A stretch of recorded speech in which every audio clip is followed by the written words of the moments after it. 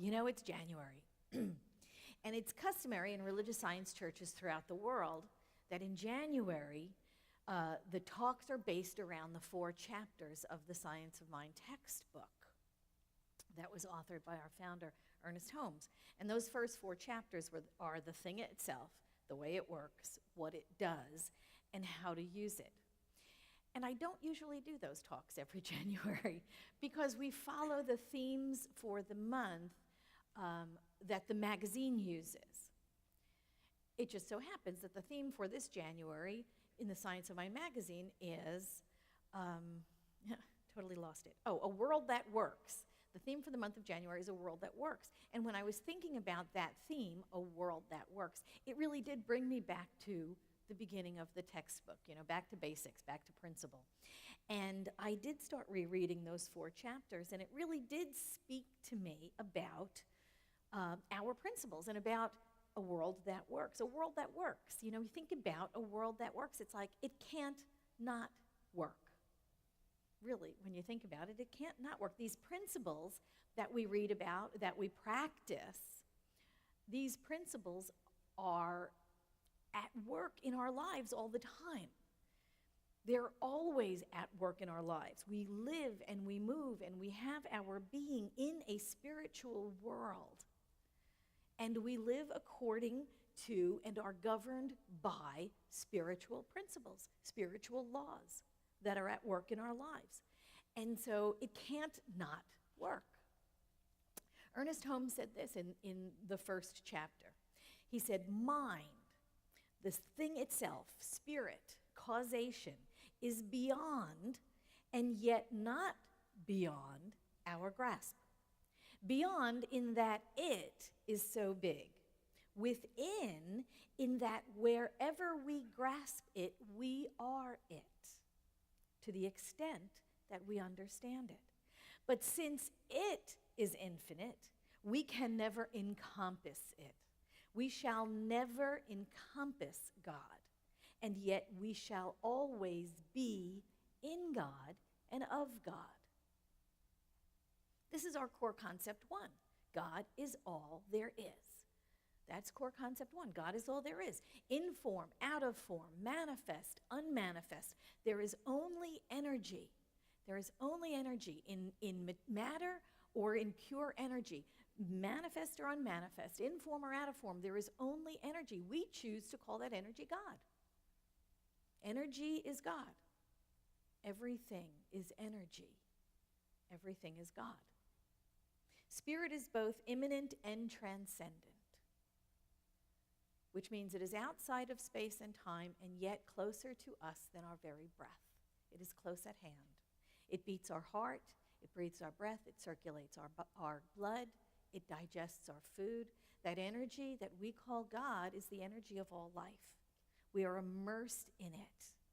It is within us. It is within every cell, molecule, atom, subatomic particle.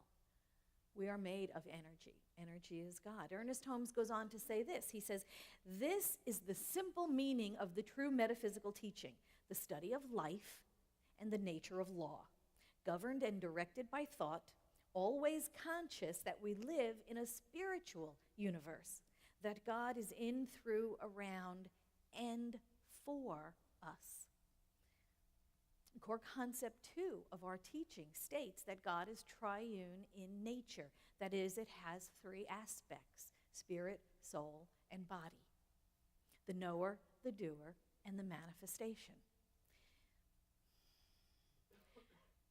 We live in a spiritual world that is governed by spiritual laws, just like we live in a natural world that is governed by natural laws. The knower is the thinker. The knower is the decider. The knower is first cause. It is divine intelligence within us. It is that within us which thinks. The doer is subjective mind. The doer goes to work, out picturing, immediately creating the circumstances of our lives as directed by the thinker. And the manifestation is the resulting conditions of our lives. The manifestation is that thing which is produced by the thinking and the doing. And Ernest Holmes said it this way. He said, "It is enough to say that within us is a mental law, working out the will and the purpose of our conscious thoughts. There can be no other than our individual use of this greater subjective mind. It is the seat of all mental law and action. It is the servant of the eternal spirit throughout the ages." So love and law, this is the way Ernest Holmes described it. Love and law. Love points the way, law makes the way possible. The thinker and the doer create the manifestation in our lives. And he goes on to say this. He goes on to say, to learn how to think is to learn how to live. For our thoughts go into a medium that is infinite in its ability to do and be. It is infinite in its ability to do and be. Core concept 3 states that the whole beautiful system works perfectly through the divine creative process. Ernest Holmes says this: the simplest way to state the proposition is to say we have a conscious mind that operates within a subjective field, which is creative. The conscious mind is spirit, the subjective mind is law. These are the first 3 concepts of our teaching. This is the first 3 concepts of our faith tradition. And if you know nothing else about religious science your whole life, this is all you need to know. This is all you need to know to manifest change in life. This is it. We can use these principles to manifest change in our lives, to change conditions. And we do this much the same way we align ourselves with physical principles in life. And we change conditions in our lives by aligning with physical principles.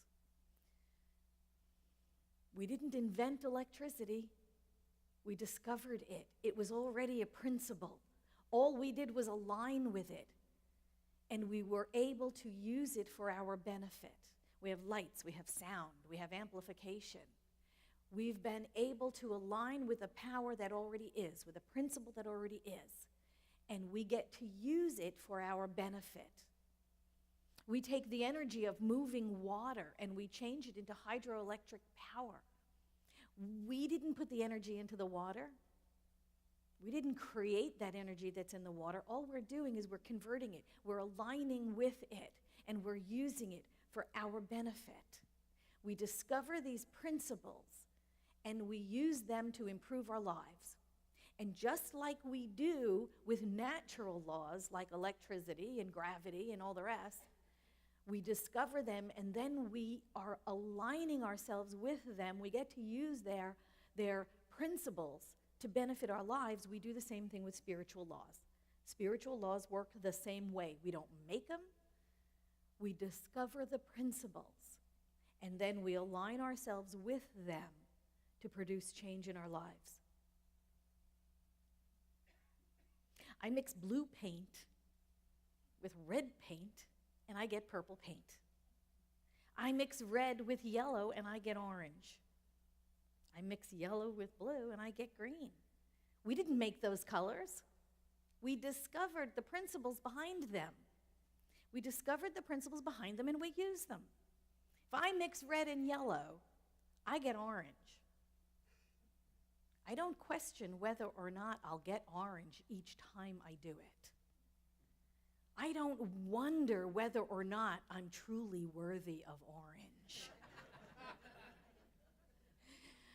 I don't hope it works for me this time.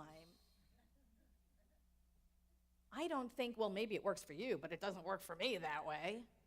I know each and every time I mix yellow with red, I'm going to get orange. I rely on it, I depend on it, I trust it, I have faith in it. I've already accepted it's a truth, it's a principle. It's a principle in my life, it's law. Spiritual law works very much the same way. We are always immersed in this dynamic thinking, responding, producing energy, and it reacts to our thoughts and it outpictures according to our predominant beliefs. This is why Jesus said it is done unto us as we believe. This is not a matter of getting what we want. We rarely get what we want. We get what we are. We get what we believe we deserve. Emma Curtis Hopkins said this. She said, we don't pray for things, we pray from them. We pray from the place where we are, and we manifest accordingly. That's the law, and that's how it works. So then it is incumbent upon us to make that shift in our own thinking. We have been given everything.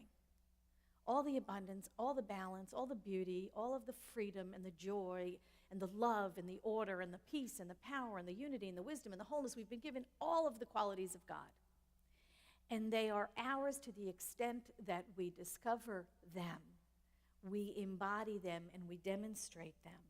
We have been given everything, including being left alone to discover it on our own. Free will, damn that thing, right? We have been given the free will to discover this on our own.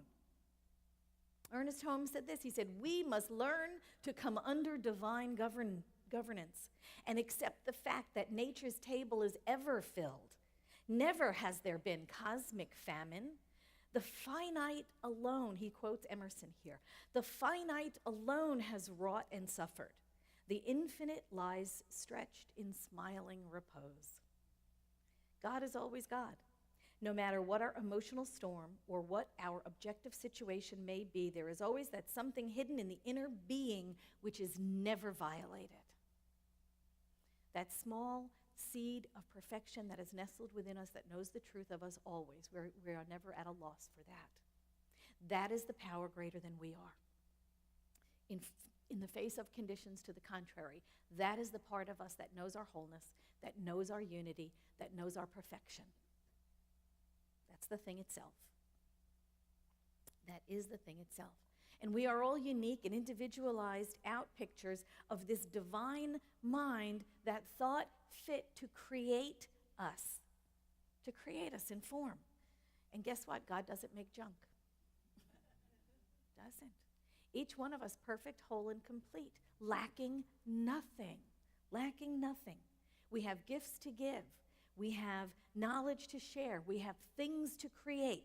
Each one of us different from the other. You are here to create and to think and to demonstrate uniquely as you are, as nobody else can. No one else has the gifts in the exact same way that you do. Nobody else creates in the exact same way that you do. No one else will think the exact same way that you do. You are a unique, individualized expression of God. Never before, never again will there be a you. You're it. And you're here to demonstrate those gifts and talents and thoughts and creations uniquely as only you can. And yet, behind us stands that one source. Behind us is that one undifferentiated source that we are all plugged into. We can't get away from because it surrounds us, it's in us, we walk through it, we breathe it in, that energy that is us and that surrounds us. We cannot get away from it. We are always plugged in, whether or not we believe it, whether or not we consciously know it or believe it or think about it. We are always plugged in. I think of us sometimes as kitchen appliances. Really, how Cartesian of me, I know. But I sometimes think of ourselves, I do, I think of us as kitchen appliances. Think about it for a second, right? We're all plugged in. We are all plugged in. But I'm a coffee maker. I'm a coffee maker. You're a Cuisinart, right? You're a KitchenAid. You're an oven. You're a toaster, okay? We all draw our power from the same source. It is undifferentiated power. We all draw our power from the same source. But within that natural framework of me being a coffee maker, right, I have free will. I can make whatever kind of coffee I want. I can even make tea in there. I can make hot chocolate. I can make hot water. I can make a bold French roast. I can make myself some vanilla latte. I can make a hazelnut. I can make decaf. Why I'd ever want to make decaf is beyond me, but I could if I wanted to. Anyway, but I'm not going to attempt to make bread dough. It's just not in my purview. It's just not who I am. KitchenAid, you make a wonderful bread dough. You make the best bread dough I have ever had. But she doesn't make a really good cup of coffee. Let me tell you. you know? Her coffee leaves a little bit to be desired. But you know what? When KitchenAid hooks up with oven, it's magic. Magic, the bread that they make together. This is what we are. We all have our own gifts and talents. We all draw from the same source, but it's individualized. And within the natural law that we are living in on this planet, within that natural law, yes, we have free will. I am not going to be an NBA player, let's face it. I know, because I'm too old, right? No, you know, it's never going to happen. It is never, ever going to happen. But I have free will within the natural law in which I live. I'm making coffee. That's what I'm going to do. and that's each one of us. We are free. We have that free will within the natural law to demonstrate anything. Anything. And when we know the thing itself, and when we know how it works, and when we know what it does, and when we learn how to use it, we demonstrate change in our lives. Then we have learned how to live. That's free will. We think, we believe, we proceed as if. And then what reflects back to us is the change in conditions because we have changed our thinking. If we don't change, conditions don't change. That's all there is to it. But when we refuse to accept the conditions as they are, when we go to prayer, and like Ernest Holmes says, we pray until we get a manifestation. We pray until we get change. We stand in the conditions that we are. We don't deny them. We're not going to be that metaphysician in hell, you know, I'm not here and it's not hot, la, la, la, la, la. We don't have to deny the conditions. We stand in them. We recognize them. Wow, I'm here. I don't want to be here. And we continue to pray. And we continue to look the conditions in the face, and we call it what it is. We call it shenanigans. We call it for what it is. It is simply a condition, and it's not the truth of us. And conditions change when we change our mind. The universe has no plan for you. Do you know that? The universe has no plan for you. The universe is power. Spirit is energy. It is principle. It has patterns. It operates according to laws. And it outpictures the same way for each and every one of us. And it waits on our welcome. And we decide what life we're living, and it says yes.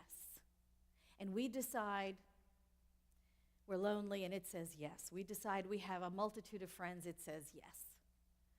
We decide we're limited and we're lacking, it says yes. We decide we're abundant and limitless, and it says yes. You get the picture? It just keeps saying yes. And what it does is it waits until we decide what we plan and what we want and what we deserve and the energy that we are resonating with. Terry McBride was here last week, right? He stood up here and he said, you know, God didn't heal me, I healed me. And I went, and it just caught me up a little short there for a second. But you know, he's right in that he looked his condition in the face over and over and over and over and over again and said, baloney. This is not the truth of me. I know the truth of me. I know I am healed, whole, and perfect. I read this book over and over and over and over again, and I will stand in my conviction that I get to heal. And he was right. He did the work. He did it. He could have chosen to go, yeah, you know, lots of people live great lives in wheelchairs. I guess they're right. He was right in that he decided he was going to go for the healing and the cure. And he did not stop until he got the manifestation he wanted, he desired. And so he is right on that level. He did do the work. But did he heal? No. Spirit heals. Spirit heals our bodies. I don't get a cut and say, clot, blood, clot, clot, clot. You know, it's not mine to do. Spirit does the healing work. Spirit's energy does the healing work. But yes, he was right. He stood in these principles, and he stood in these principles for as long as it took. And it took, what did he say, 26 operations in 15 years? That's steadfast. But he stood in the condition, and he continued to know his truth. He continued to know the whole spiritual idea of who he was whole, perfect, and complete beyond illness. We didn't make that power. He didn't make that power. He aligned with it, and he accepted nothing less but a total healing. And he didn't stop until he got it. He continued to stare those conditions in the face and call them out for what they were, conditions. And what we know about conditions is they change. They change to reflect our thinking, our thought, our predominant belief, what we know to be true about ourselves, what we believe we deserve, who we believe we are. And that's how the conditions change. You know, we are gifted. We are gifted with a beautiful life, with all its joys and all its sorrows, with all of our challenges and all of our successes and all of our failures and all of our frustrations and all of our ease and all of our effortlessness. We are gifted with a beautiful life. Life is such a gift, and it comes with everything. It comes with everything we could possibly want and desire, and there is some assembly required. There is some assembly required.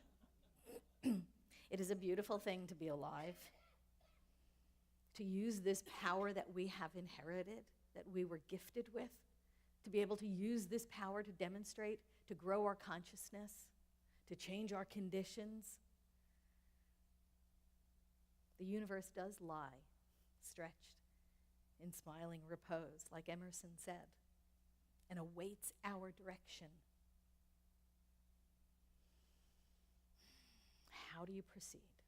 How do you proceed? William Ernest Henley said this. He said, "I am the master of my fate.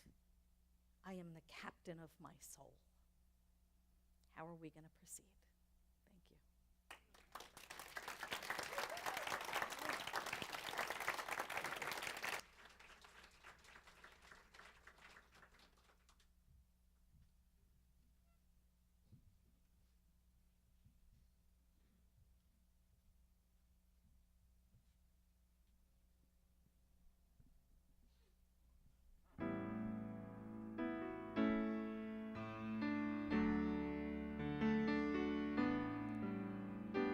We are held in the hands of grace, forever safe in the arms of love. Like a child receives protection from a mother's warm embrace, we are held in the hands of grace, and as sure as the sun will rise, I know that Spirit watches over me, and I know that I am protected from any harm that comes to me. I am held in the hands of grace.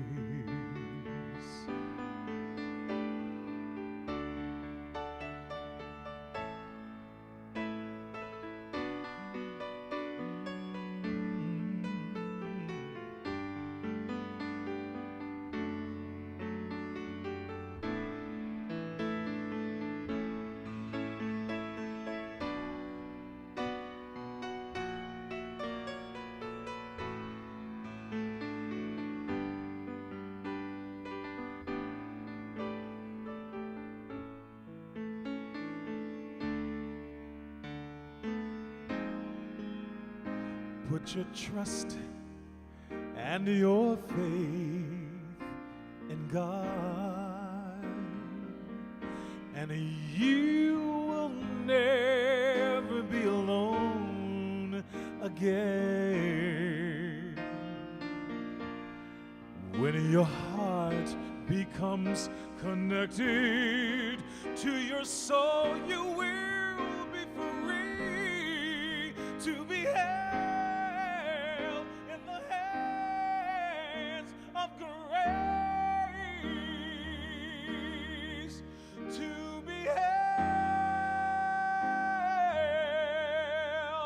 in the hands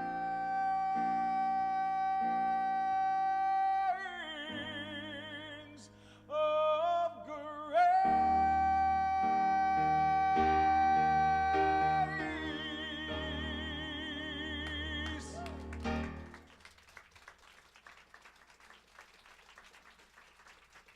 Thank you.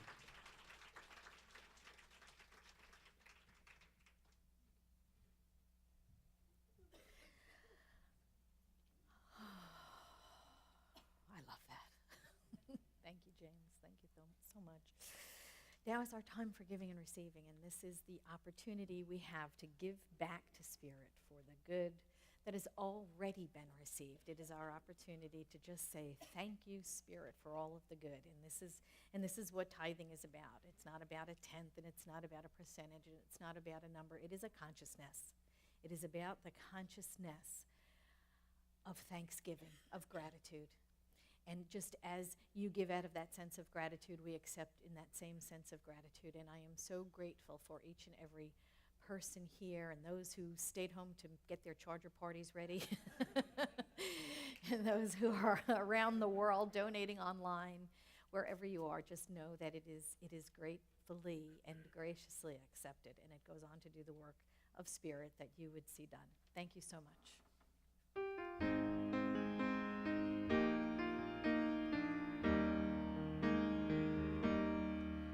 For the faith within me growing, for abundance overflowing, to the one who is all-knowing I give thanks. For the storms that we have weathered,